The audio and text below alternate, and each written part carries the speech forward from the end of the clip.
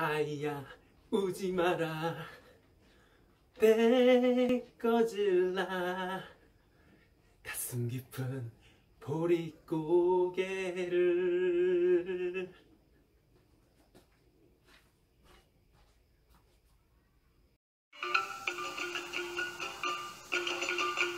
영어 공부하면서 중국어 익히자. 안녕하세요, 막내 오빠입니다. 자, 오늘 배울 단어는 먼저 이거를 한번 배워보려고 하거든. 오늘은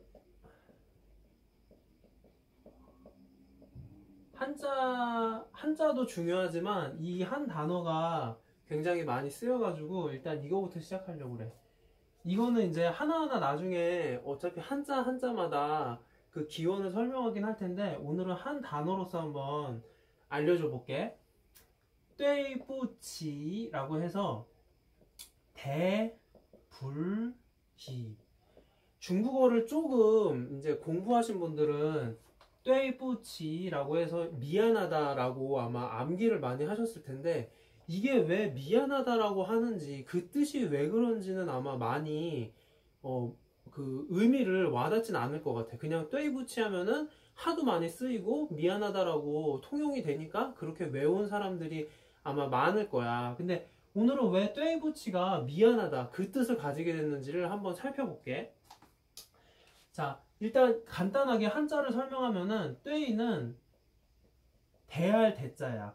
그리고 불자는 저번에 한번 설명했지. 꽃받침이라고. 아니 불자고 이거는 기상할 때 침대 상자에서 기상할 때 기상이야. 일어날 기자.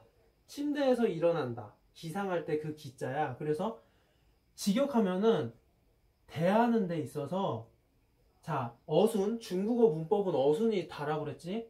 대하는 데 있어서 범위 설정한 거야. 내가 부정적으로 일단 범위 설정하고 일어난다 라는 뜻인데 대하는 데 있어서 일어날 수가 없다. 직역하면 이 의미야.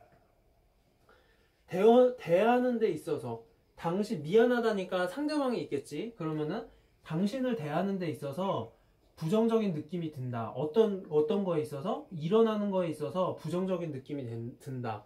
내가 당신을 딱 이렇게 마주쳤을 때 일어날 수가 없다. 내가 이렇게 당신을 똑바로 쳐다볼 수가 없다. 이 의미인 거야. 그러니까 무슨 말이냐면은 어떤 미안한 상황이 생겨가지고 그 미안한 상황 때문에 내가 너의 눈을 똑바로 쳐다보고 얘기를 할 수 없는 지경이다 지금. 그래서 对不起라고 하면은 对不起라고 하면은 내가 당신 앞에 면대면으로 대하고 나니까 너무 미안한 상황 때문에 그래서 당신을 지금 이렇게 정면으로 마주하기가 힘듭니다. 내가 쭈구리가 흔히 속된 말로 쭈구리가 된다고 그러잖아. 우리도 쭈구리가 되는 상황이네요. 그게 바로 미안하다라는 의미인 거야. 우리나라 말도 마찬가지야. 우리나라 말도 죄송하다라는 말이 이제 미안하다의 존경어로 쓰이잖아. 죄송하다라는 말의 그 진짜 의미가 뭔 줄 알아? 죄송하다라는 말은 한자인데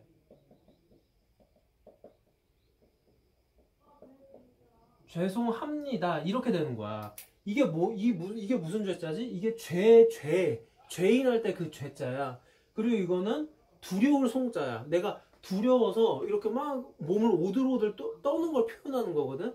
그럼 이게 무슨 직역하면은 내가 당신한테 지금 죄를 지은 것 때문에 내 몸이 지금 이렇게 오들오들 떨리는 지경입니다. 이게 죄송합니다의 진짜 표현인 거야. 그래서 내가 지금 당신 때문에 당신한테 죄를 지어가지고 몸이 떨릴 정도로 두렵습니다. 이걸 지금 존경하는 의미로 미안하다의 존경하는 의미로 우리가 죄송합니다라고 쓰잖아. 근데 우리가 흔히 죄송하다라고 할 때 정말로 사실 관례적으로 그냥 이렇게 죄송합니다라고 하면서 몸이 그냥 떨리는 정도지 막 이렇게 진짜로 몸이 떨리는 정도가 아니구나. 그게 아니라 그냥 우리가 관례적으로 말을 하는 거지 막 정말로 그 사람한테 죄를 지은 감정 때문에 막 몸이 막 보들보들 떨리고 그러진 않잖아 실질적으로는. 그러니까 이게 어떻게 보면 상투적으로 변한 거지. 중국어도 마찬가지야. 그래서 对不起도 내가 당신 앞에서 이렇게 대하기가 어려울 정도로 쭈구리가 될 정도로 그런 미안한 감정이 듭니다 라고 하지만 정말로 그런 감정이 드는 것보다는 약간 통용되는 것처럼 좀 과장되게 말을 하면서 미안하다라는 표현을 하는 거야. 그러면은 내가 미안합니다라고 하면은 상대방도 의례적으로 어떤 관례적인 대화가 오갈 때는 의례적으로 내가 그때 맨 처음에도 강의 시간 때도 말했던 그런 말을 쓰는 거야. 이제 메이셜 라고 해서 내가 엄청 말을 많이 했지. 첫 강의 때나 계속 이 메이셜 하면서. 그래서 이제 일 없습니다. 아이 그런 거 개의치 마세요. 일 없습니다. 뭐 이런 것도 쓸 수 있고, 아니면 메이관시라고 해서 관계가 없습니다. 당신과는 관계없는 일이니까 신경 쓰지 마세요. 라고 이제 관례적으로 역시 응답할 수 있는 사연이 되는 거야. 그래서 이렇게 직접적인 그 의미를 알고 나면은 훨씬 다가오는 게 쉽거든. 그래서 오늘 같은 경우에는 떼이부치를 이렇게 확실하게 외우면 될 것 같고, 그 다음에 다음 단어는 이렇게도 쓰고 이렇게도 쓰는 아이 아자야. 자, 아이야 우지 마라 배 꺼질라. 이게 뭐지? 갑자기 내가 이렇게 노래 불러가지고 당황했을 수도 있을 것 같은데, 그 가수 진성님의 보릿고개가 그 요즘 트로트가 굉장히 유행이잖아. 그래서 옛날부터도 되게 유명했지만 전국적으로도 훨씬 더 많이 알려지는 계기가 되었는데, 이 아이라는 말, 우리도 꼬마 아이 이런 식으로 아이라는 말을 쓰잖아. 근데 그게 사실 한자인 거 알았어? 그게 사실 한자야. 원래 조선시대 중기까지만 해도 아이는 이게 아이 야자거든. 그래서 아이 아자에 아이 해자를 써서 아해라고 하는 거야. 아해라고 했는데, 아해라는 발음이 하기가 어려우니까 점점 우리한테 익숙한 발음으로 아이로 바뀐 거거든. 그래서 원래는 가수 진성님의 보릿고개를 조선 중기에 부르면은 아해야 우지 마라 이런 식으로 불러야 되는 거지. 근데 원래는 아이인데 아해로 바뀌었다. 자, 그러면은 중국에서도 역시 이렇게 쓸까? 라는 의문이 드는데, 중국에서는 아해라는 말은 쓰진 않아.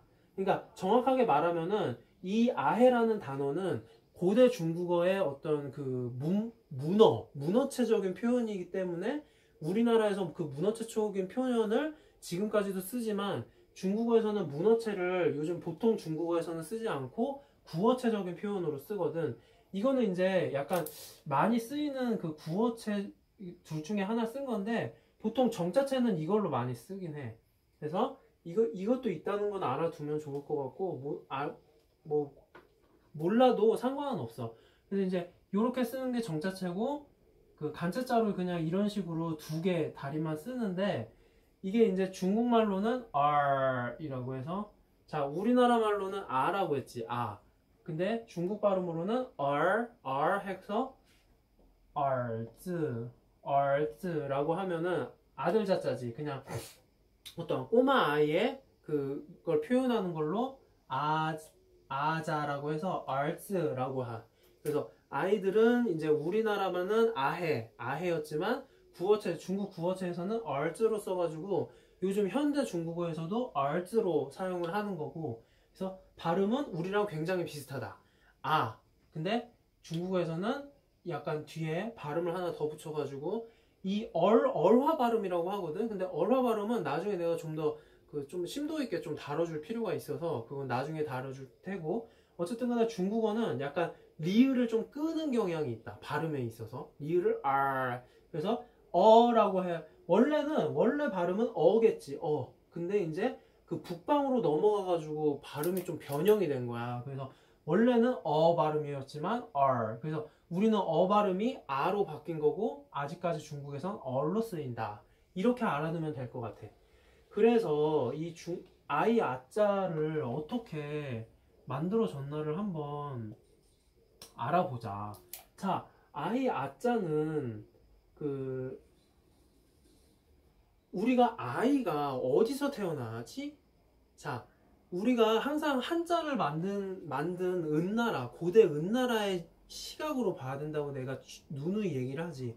자, 한자를 만든다, 글자를 만든다라는 거는 뭔가 그 글자를 만드는 상대가 굉장히 그 시각적으로 충격을 느낄 만한 그런 거를 만든다고 그랬어. 그래서 전기 같은 것도 내가 그때 전기도 한번 얘기를 했지만 이런 식으로 만들어 가지고 지금은 이제 이런 식으로 바뀌었지만 하늘에서 번개가 번쩍 일어난단 말이야. 그러면 누구나 다 그거에 대해서 놀라고 시각적으로 충격을 받잖아. 그래서 이거를 상형 글자로 표현을 한 거야.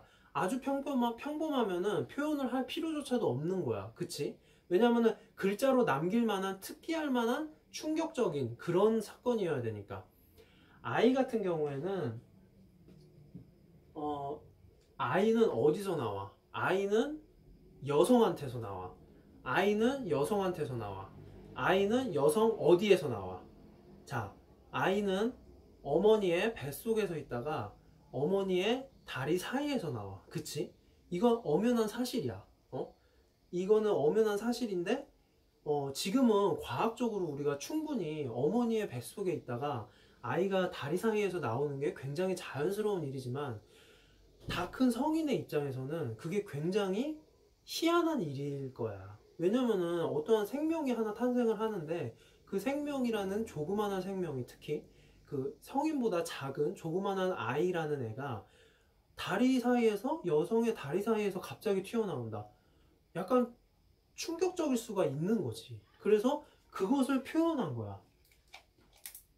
이거는 양쪽으로 지금 이렇게 한 거는 손이야, 손.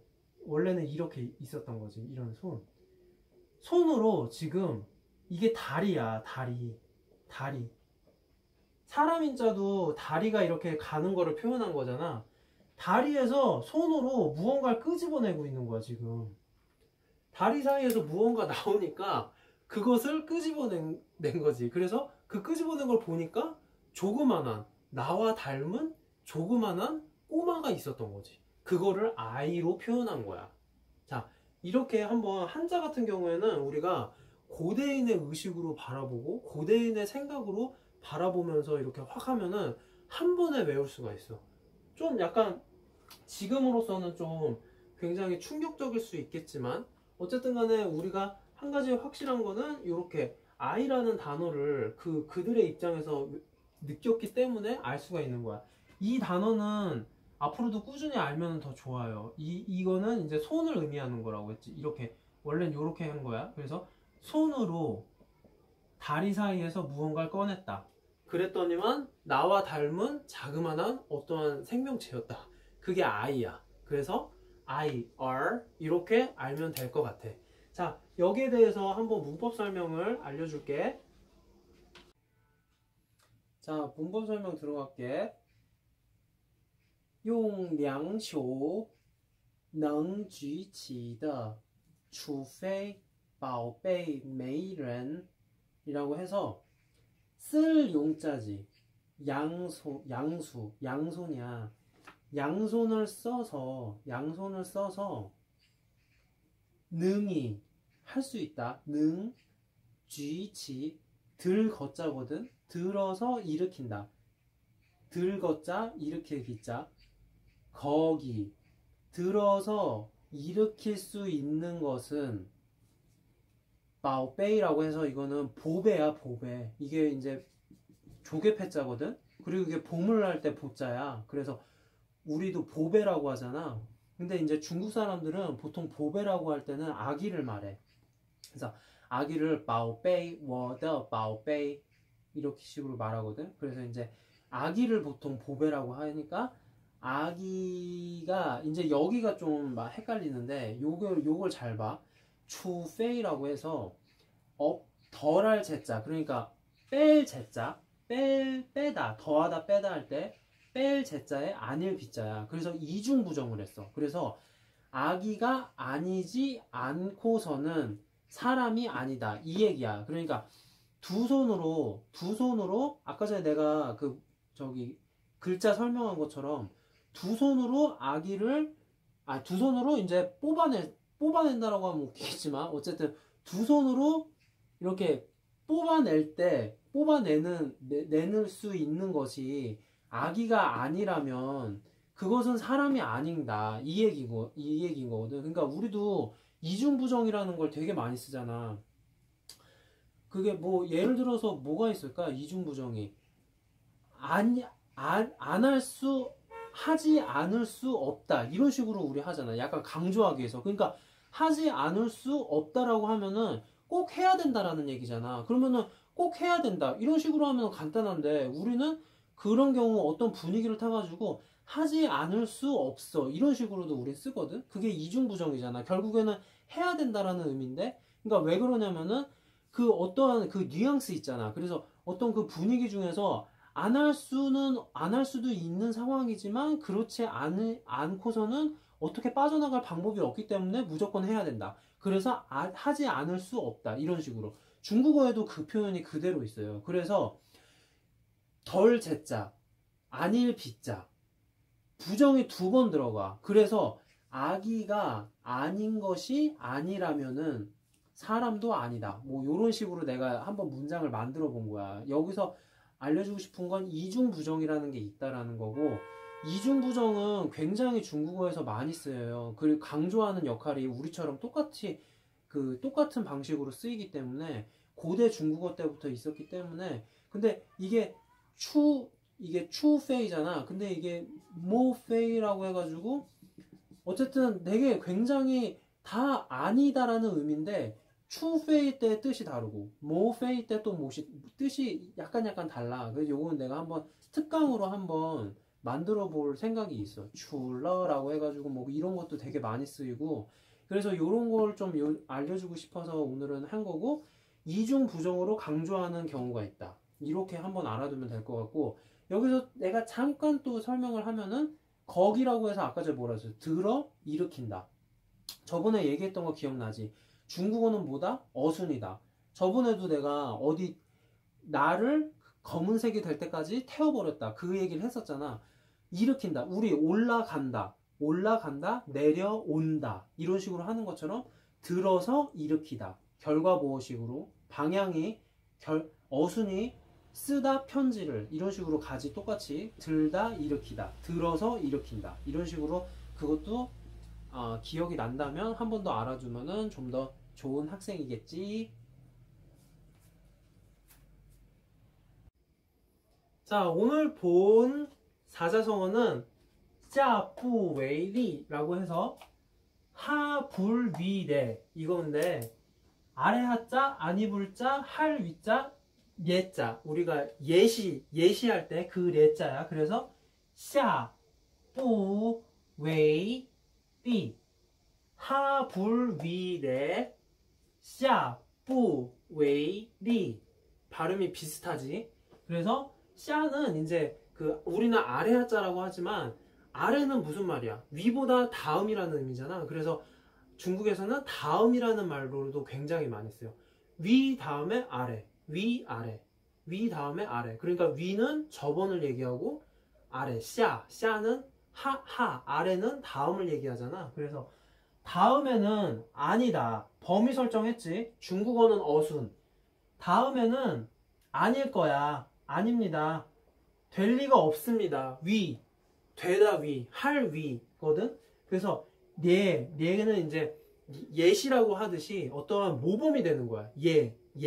우리가 예시로 예를 들어 이러잖아. 그래서 얘는 어떠한 대표적인 요소를 대표로 뽑아가지고 말하는 그걸 의미하잖아. 그래서 다음에는 아닐 겁니다. 되지가 않습니다. 되지가 얘가 되는 게 아닙니다. 자, 뭔 말이냐? 샤不为例. 우리가 보통 이제 이런 게 있어. 어떤 뭐 선생님이 이렇게 딱 성적을 봤는데, 어떠한 전교 1등 하던 사람이 갑자기 뭐 10등까지 내려간 거야. 그래서 선생님이 걱정이 돼가지고 얘를 막 불러가지고, 야, 너 이렇게 왜 그러냐? 그랬더니 막 뭐 미안합니다, 뭐 죄송합니다, 다음부터 열심히 하겠습니다 이런 식으로 할 수가 있는 거잖아. 제가 이번에는 좀 몸이 안 좋았습니다. 그렇기 때문에 다음부터는 다시 잘할 수 있습니다. 열심히 할 수 있습니다. 한 번만 믿어 주십시오. 다음부터는 이런 일이 발생하지 않겠습니다. 라고 말할 때, 어떤 직장 상사가 후배를 꾸짖으니까, 어떠한 일 때문에 꾸짖으니까, 야, 너 이렇게 하면 안 되잖아. 이거 이렇게 하면은 우리 회사에 좋은 게 아니잖아. 죄송합니다, 선배님. 다음부터는 이렇게 하지 않겠습니다. 다음부터는 예시가 이런 예가 되지 않을 겁니다. 이런 식으로 어떠한 내가 지난날에 했었던 거에 대한 거의 잘못을 인정하고 다음부터는 그렇게 하지 않겠다는 거를 말할 때 이 말을 써. 그래서 중국 사람들은 야, 너 그렇게 하면 안 되지. 어떻게 이렇게 하면은 모두한테 좋지가 않아. 죄송합니다. 다음부터는 이렇게 하지 않을 겁니다. 下不为例. 이게 예시가 되진 않을 겁니다. 이 내가 지금 저번에 했던 게 예시가 되진 않을 거예요. 대표적인 그런 게 되지는 않을 겁니다. 다음에는 믿어봐 주세요. 다음엔 더 잘할 거예요. 이렇게 할 때 下不为例라고 말을 하면 되는 거야. 자, 오늘 좀 약간 강의가 길어진 것 같은데 최대한 맞추려고 노력을 했는데 왜 맞추려고 노력을 했는지는 다 알고 있을 거야. 왜 그러지? 자기 전에 한 번 더 듣고 다음 강의 듣기 전에 한 번 더 듣기 위해서지. 그리고 그렇게 하려면은 좋아요와 구독 그리고 알림 설정 꼭 해야 되고, 자, 모두들 다음 시간에 그럼 만나요. 안녕.